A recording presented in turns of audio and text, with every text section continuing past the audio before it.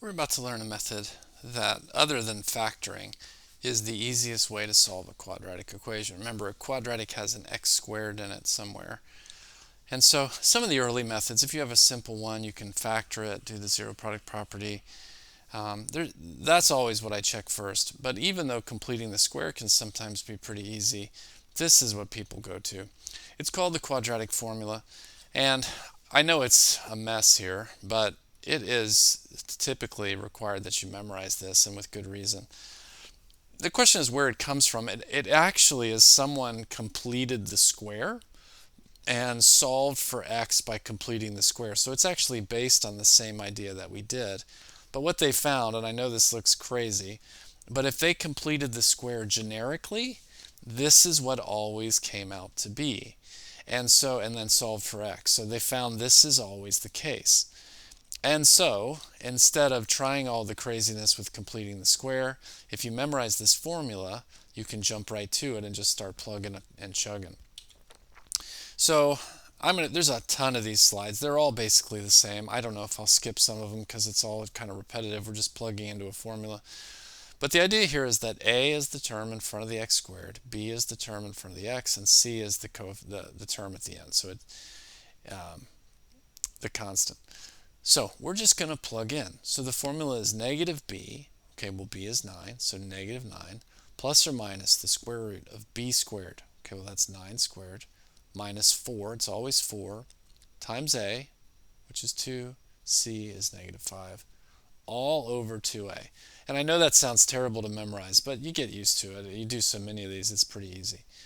Now, order of operations says we have to clean up under the root first. So just that would be where you'd run into trouble. And even under there, exponents are first. Be careful of the signs. There's a minus in there. So a minus and a minus are going to become positive. So if we clean all this up, we get down to here. Now, we know the square root of 121 is 11, so we're here. So we can add and subtract that 11. Excuse me. So this is all just tidying up at this point. So they've worked it the two ways where they added the 11, subtracted the 11, and those turned out to be relatively understandable numbers. So let's try one here. So negative b is so it owns its sign, so it's negative negative 5 plus or minus the square root of b squared, so negative 5 squared minus 4ac all over 2 times a. All right, we got a lot of tidying up to do. So I would have started in here. So I will fix this on the outside. So we're going to have 5 plus or minus the square root. I've got 25. Now if we do this, we get 6. We get 24 minus 24 all over 6. So I get 5 plus or minus the square root of 1 over 6, which is 5 plus or minus 1 over 6. And so we could go two ways. Since these are whole numbers, I'd have you finish it. 5 plus 1 divided by 6 is 1. 5 minus 1 divided by 6 is 4/6, or 2/3. 5 minus 1 is 4 over 6, 2/3. Okay, here's another. So negative b plus or minus the square root of b squared minus 4a. Oh, I messed up. Sorry, negative b plus or minus the square root of b squared minus 4ac. Now everybody owns their signs. All over 2a. Okay, we're going to clean this up. So I got 4 in there. Now I've got some numbers I'm going to use my calculator on, but also I've got the 2 negatives, so this is going to turn into a positive. So I add 4 times 6. Okay, so I get 96 in there, all over 16.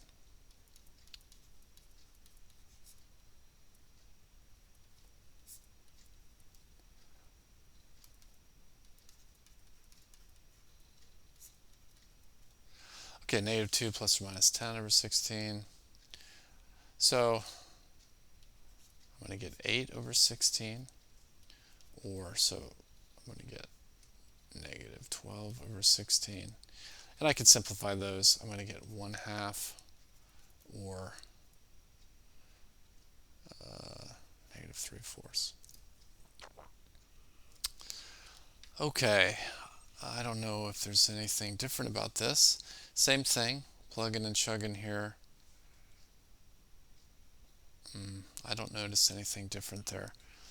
So I'll work another here. There's a lot of slides in this section, so it's all just plugging in, so I'm not sure I'm going to do all these, but negative b plus or minus the square root of b squared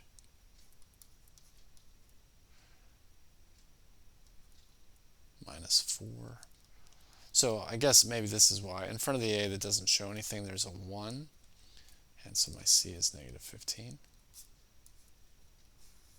all over 2a.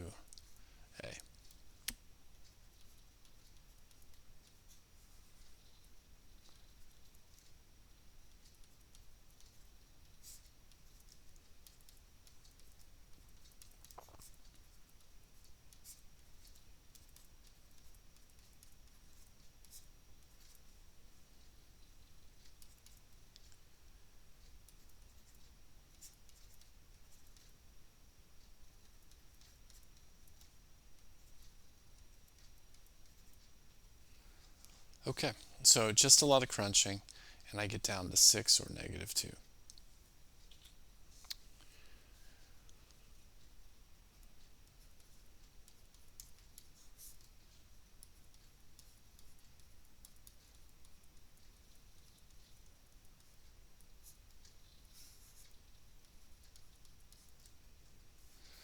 Okay, just plugging it in my formula. Now I'm tidying up.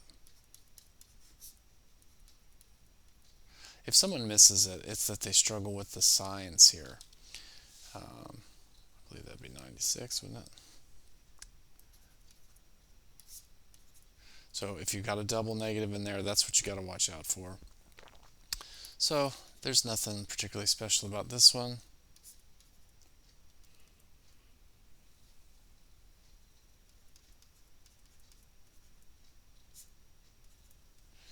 Now I've got real numbers there, so I'm going to tidy this up. I got negative 8 over 2 or negative 12 over 2. And those tidy up to get us some nice numbers. But otherwise, the only thing different there is that you start with a 1 in front of the b squared. So that's it.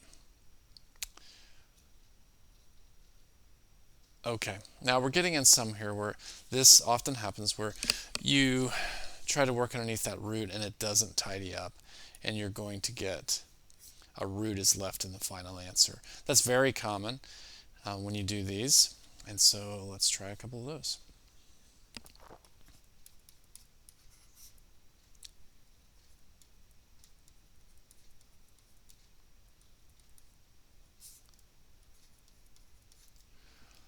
Okay, so I'm going to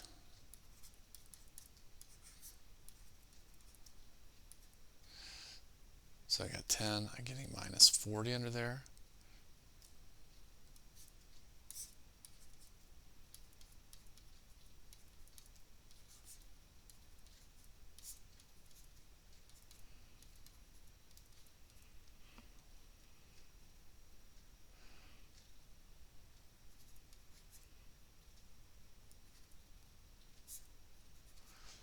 Okay, I would prefer, yeah, if you've got the root, I would prefer that you just leave it right there. This is actually the common way that you would see it done, right here with this. If you're real clever, you might notice that you could reduce these by, you can pull a GCF of a 2 out of here and reduce it to the bottom. I'll show you.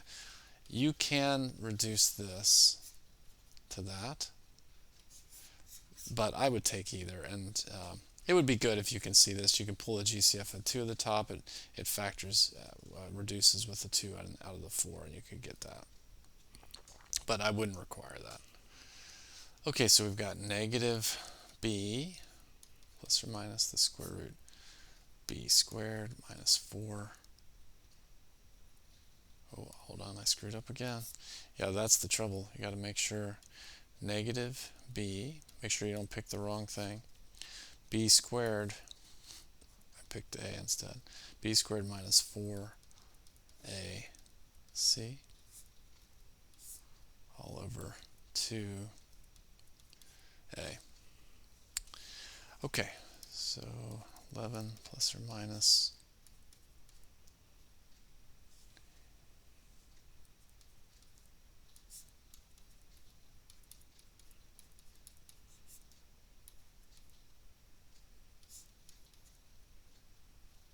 yeah, and I think that's as far as we can go. I don't think 61 breaks down.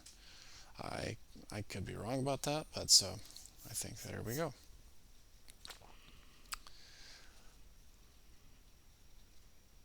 Okay, I'm just trying to see what they're doing here. Yeah, I don't see a value in doing another one of these on this, but so here's all they show us here. I get an answer of negative 10 plus or minus 4 square root of 3. This is what I meant before. You can pull out a GCF, which is a 2, and the 2 could cancel with the 2 out of there and reduce down to this. But that's all. So again, there's so many of these. I'm going to skip a couple and just get to the punchline. It's plug and chug.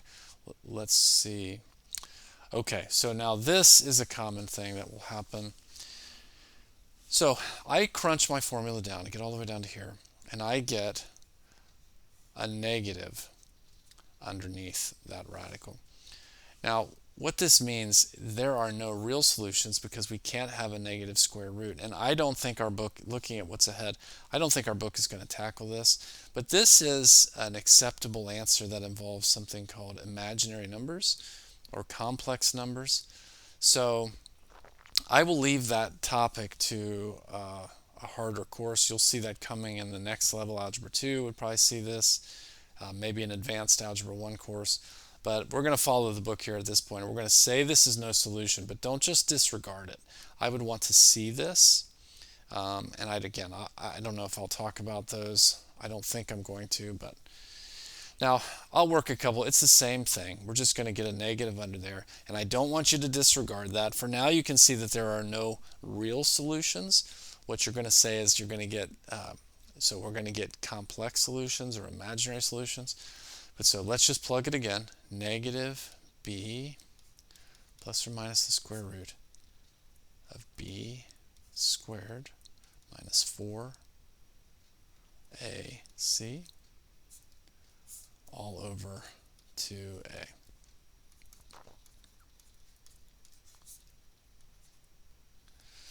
Okay, what do I get under there? So I get negative 128 all over 8. Now, if you see where this is going, I'm going to get a negative under that root, so we're going to get stuck.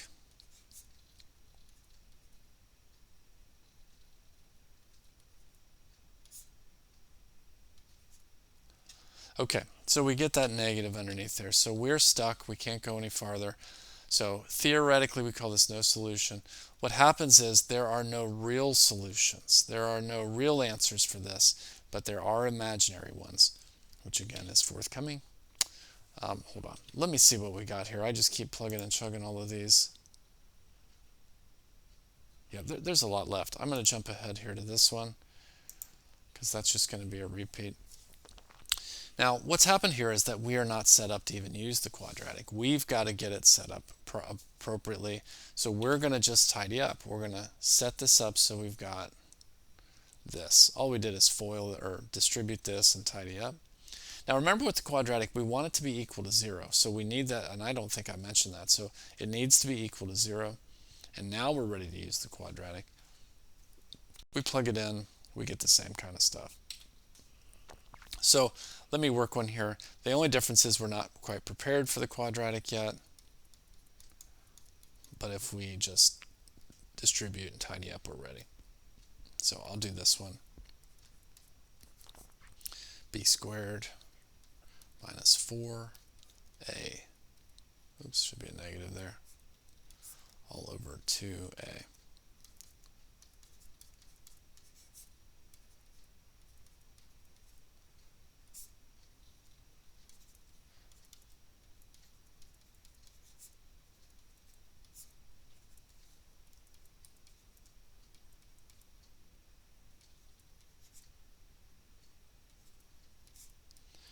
Okay, I'll show you this. So remember, you could pull a GCF of a 2 out of the top. Oops. And you'd get, and then those two can cancel, and you'd get this. I think we probably should be doing that.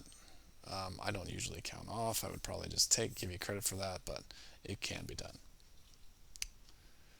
Okay, for the sake of time here, these are all the same. Let's just keep going to some harder ones. What we're going to do here, anytime we have fractions, I see students a lot of times don't take the time to fix this, but they should.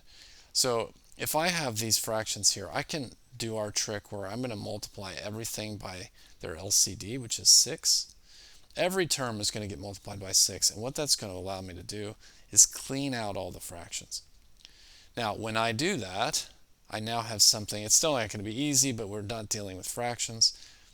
They set it up in order to do the quadratic, so it's equal to 0. Then they just crunch it down, and from there it's the same. So let's do one of those here. I'm going to multiply. You see the LCD here is 12. They could all turn into 12. Look at all the fractions. They could all have a denominator of 12. So I'm going to multiply a 12 times, I should show it here, 12 times the whole thing. Everybody's going to get multiplied by 12. So 12 times 1/4 is going to be 3c to the second. 12 times 1/4, 3. 12 times 1/3, negative 4c, and I get 12 times 1/12 is 1. Okay, now I set it up to do the quadratic, and again, it's going to be the same thing here. Negative b plus or minus the square root of b squared minus 4ac all over 2a.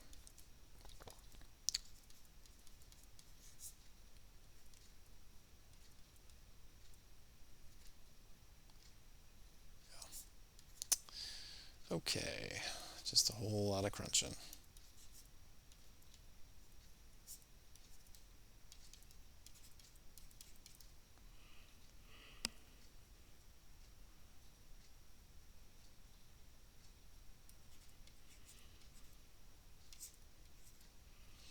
Okay, I'm going to pull a GCF out. So this is true, but we're going to pull a GCF of a 2 out of here.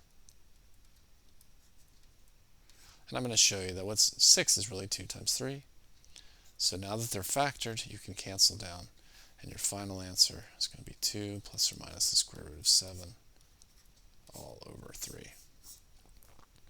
Now remember, it's been a while since I've said this. This is really two answers. This is 2 plus the square root of 7 divided by 3. This is 2 minus the square root of 7 divided by 3. Okay, I'm going to just do the setup portion of this and then not do the formula. The LCD here would be 18. I could look at these fractions and turn everything into an 18. So I'm going to multiply the whole thing through by 18.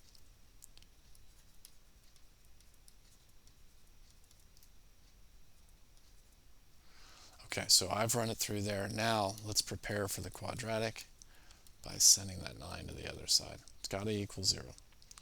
Okay, same from there. I'm sure it's terrible numbers. Okay, let's see. Yeah, there's really nothing special about this one other than terrible numbers. They just had to send the 25 to the other side before they could begin. Yeah, here's why they're doing it. What happens underneath there is you wind up with the square root of 0. This actually can happen quite a lot. And so that's the square root of 0 is still just 0. So you don't have to worry about that. Now, hold on. Update check here. Let me see where we are in the big picture. Okay, let's do just this last one. So, let's see. Well, this is already set up. Yeah, this is a bad choice because we could actually, this is all ready to be factored. So this is a bad choice to do this by the quadratic, but nonetheless, so negative b plus or minus, but it'll still get the same thing. Plus or minus the square root of b squared minus 4. A's got a 1. C is a 25 all over 2a. Okay, so I've got negative 10 plus or minus the square root of 100 minus 100 all over 2. And the reason they're doing this, and actually I see why, that's why they chose one that can be factored, is this creates the 0. We didn't even need the root. So I've got negative 10 plus or minus 0 over 2, because the square root of 0 is 0. So what I've got is negative 10 over 2. Oh yeah, here's another point about this. If you have that become a 0 under here, then you're only going to get one answer, because I no longer need the plus or minus, and so my solution is just negative 5. Okay, one more of the same thing. You're going to get a 0 under the root again, and you would get just one solution. But again, I'm going to skip this. We've done plenty of these.